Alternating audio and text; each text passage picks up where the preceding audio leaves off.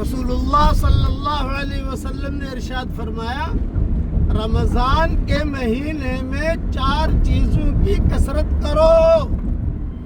Number 1 کلمہ بہت پڑھیے، نمبر 2 استغفار بہت پڑھیے، نمبر 3 جنت بہت مانگیے، نمبر 4 جہنم سے پناہ بہت مانگیے۔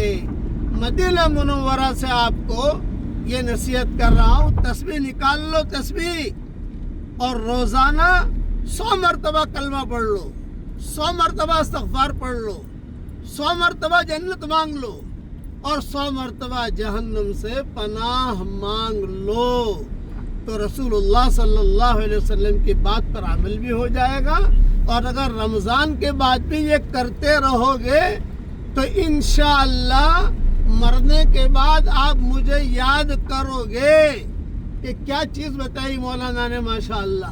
پابندی کرو، یہ تسبیح پکڑ لو، جاندار، شاندار، مالدار، دیندار، ایماندار۔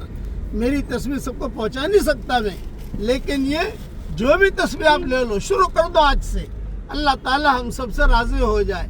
کہو آمین۔